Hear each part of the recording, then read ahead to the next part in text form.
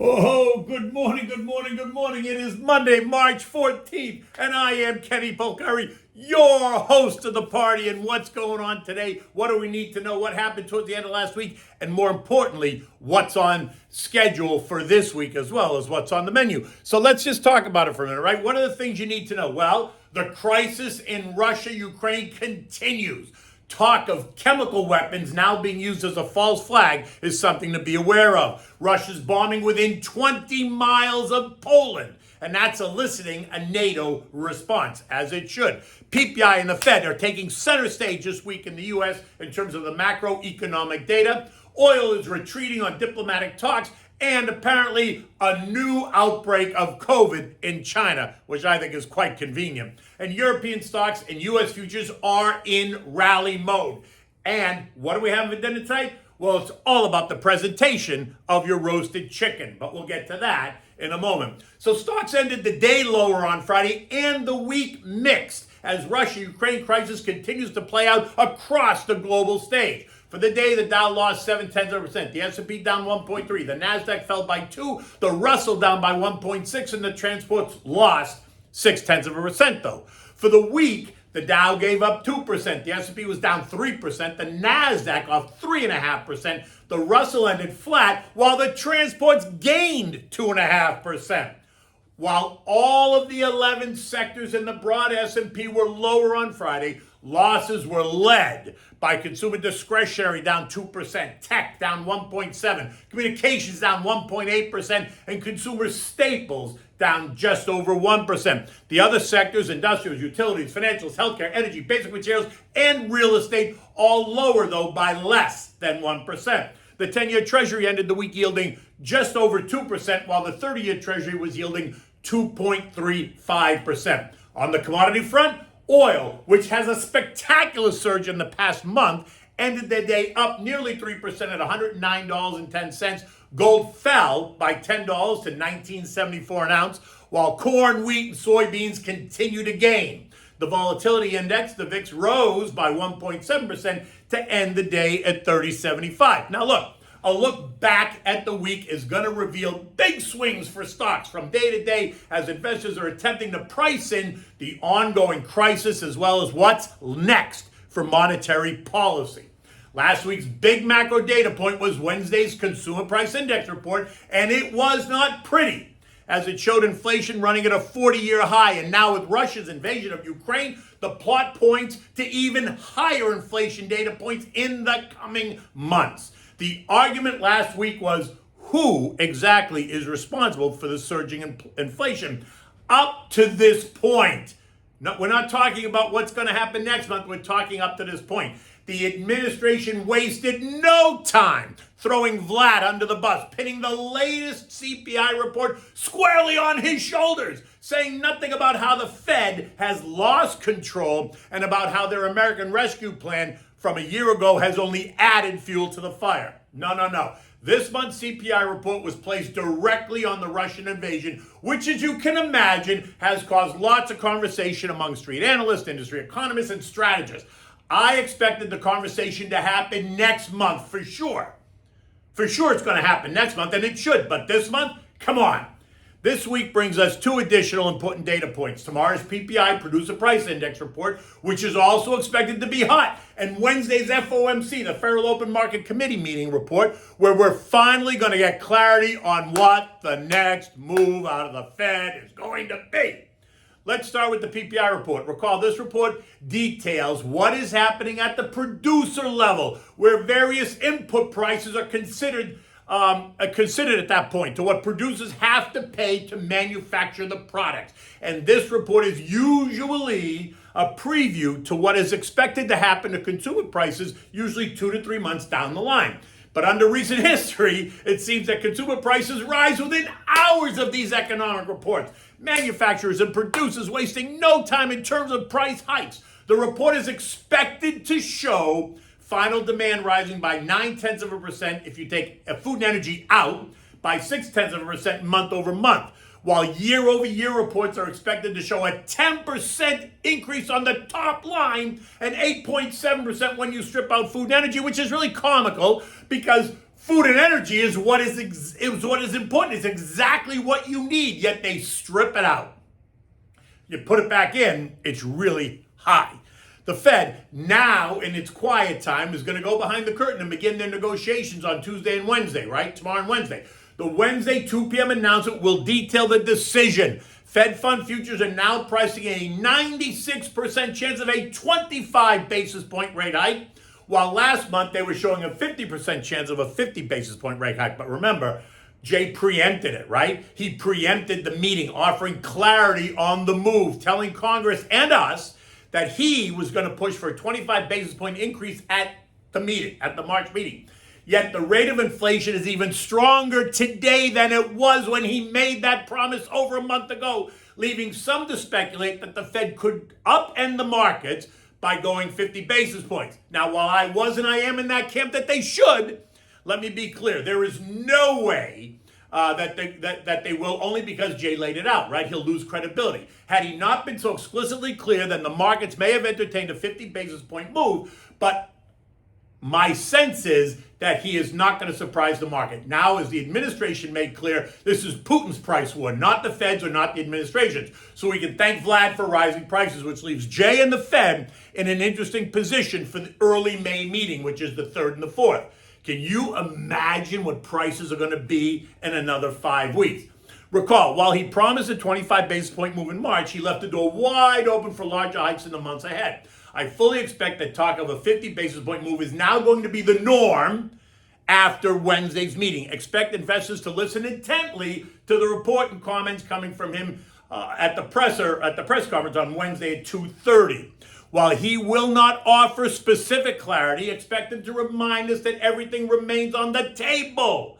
And that also includes the start of and the pace of the $9 trillion balance sheet reduction, because that has to happen as well. And while they assured us month in and month out during 2021 that the end of stimulus, the bond buying program, the start of rate increases, and the start of the balance sheet reduction would all happen independently, it is clear now that that is not the case. Expect them to happen simultaneously. The only question is at what pace, and that pace will further define the next move for investors and for stocks. Over the weekend, the war carried on. Vlad now taking his forces to within 20 miles of the NATO border, which elevates this crisis yet again. Russian forces bombed a significant military installation close to Poland, resulting in NATO telling Vlad to expect a full-scale NATO response if 1 inch of Polish land gets hit. So you're beginning to see where this is going. It's going to be a game of chicken. Push, push, and push. In addition, talk of chemical weapons was all over the Sunday talk shows. Would Vlad use that false flag to justify the next move? Now look, a false flag is when an act is committed with the intent of disguising the actual source of responsibility, pitting the blame on somebody else. While chemicals have not happened yet, the reality is that they could, and many now fully expect that they will, unless, of course, President Zelensky orders his military to lay down their arms, something he is unwilling to do. Now, that being said, virtual diplomatic negotiations continue even as Moscow continues bombarding Ukraine, pushing closer and closer to the Polish border. In addition, the U.S. and China held their first high-level talks in Rome since this crisis began. The Chinese rejecting the U.S. accusations that they are helping the Russians with military equipment to support Vlad in his conquest of Ukraine. Xi making it clear that he is neutral on the war and is calling for diplomatic talks to de-escalate. Okay, we believe that, right? This morning, we are seeing both Hong Kong and China markets decidedly lower for a number of reasons. Number one, Russia-China, their cozy relationship. Number two, renewed SEC regulatory concerns over Chinese companies, and a new outbreak of COVID forcing Beijing to clamp down in the major cities. Wait, so we're going to go through another new COVID outbreak to divert the conversation away from China's role in the Russia-Ukraine crisis. My guess, absolutely, is what they're trying to do, is create, another diversion to the conversation. So let's go to COVID again. European markets, though, will have none of it. Investors there are focusing on the ceasefire talks that will find room for a compromise, giving both sides room to wiggle. But to be honest, the bar remains high. Prior talks have ended in failure just because Vlad is not willing to compromise. He wants to take back what he views as Russian territory as he tries to recreate the USSR. So just think about who's next. Estonia, Latvia, Lithuania. In any event, stocks across the European region are up nicely, right? The FTSE was up 0.7, the CAC, the DAX, the Eurostock all up better than 2%. Spain up almost 2%, and Italy up 2.5%. U.S. futures are higher. Dow futures up 380 points. S&P's up 45. NASDAQ up 120. Russell up 26. And while there's nothing really specific, the commentary now suggests that investors are putting the crisis on the back burner as they focus on the U.S. macro data and the Fed. Oil and other commodities are in retreat this morning, and that's also fueling the risk-on tone. Oil is down nearly 5% or $5 a gallon at $103.85 as investors are betting that we might just see some movement on diplomatic talks and that Chinese demand will wane now as this new wave of COVID sweeps across that nation. U.S. Deputy Secretary of the State Wendy Sherman telling us that Russia was showing signs it might be willing to have substantive negotiations over Ukraine, while the Ukrainians tell us that Russia is beginning to talk constructively, whatever that means. In any event, don't go betting the house yet, because Russia's really not being honest about this.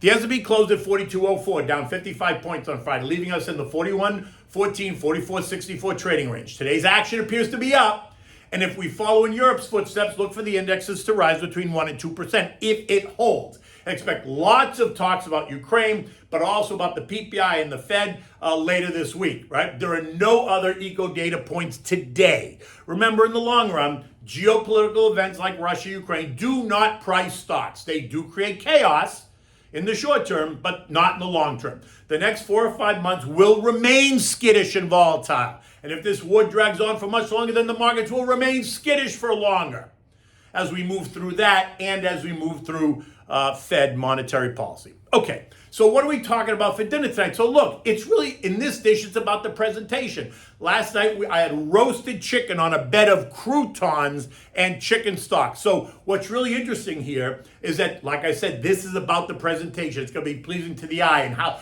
doesn't make any difference how you roast your chicken.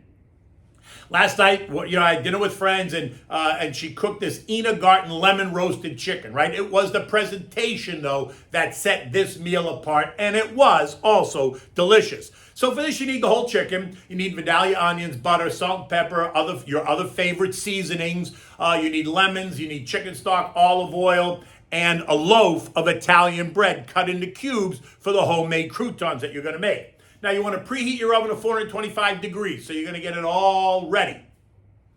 You're going to season your chicken, right? You want to rinse the chicken, dry it out, season it with salt and pepper and any other of your favorite herbs that you like. You want to stuff the cavity of the chicken with 1 lemon sliced in half and put the 2 halves inside the belly, the body of the chicken.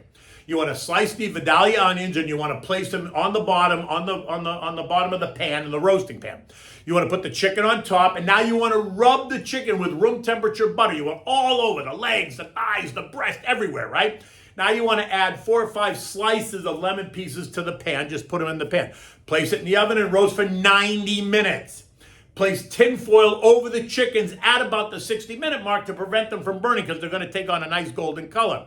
Now you want to add some chicken stock to the pan at this point, because you want the onions to caramelize a little bit, right? So now you're going to add chicken stock, because you need plenty of juice for the croutons. Now, while this is happening, you're going to cut up the Italian bread into cubes. Season it with salt and pepper and toss in a bit of olive oil. Do not drench it, just a bit. Now in a large frying pan, you want to add a bit more olive oil and heat it up. Add the cubes of the bread into the pan. You want to toast it kind of on both sides, removing it when it's done, when you've toasted it, and repeat it until you've done all the bread. When the chicken is done, remove it from the oven and let it rest for 5 minutes, and then slice it. Now, for presentation, you want to take a bowl. You want to put 5 or 6 of the big croutons in the bottom of the bowl. You want to add the sliced chicken on top, and now you want to spoon the onions and the juice over the top of the chicken so that it drips down and gets absorbed by the croutons, right? We served this with steamed broccoli that was just steamed, seasoned with salt and pepper with a splash of fresh lemon on it. I'm going to post a picture of this dish on my Twitter so you can find it there too, at Kenny Pulcari. Now, remember, this is a peasant dish. It is simple yet delicious. You want to serve this with your favorite wine, white or red, whatever you prefer. You know me. I tend to go white, and I choose the Pinot Grigio Santa Margherita. In any event, the day is getting started. The market's almost open. Futures are still up. The sun is coming out. Until tomorrow, have a great day.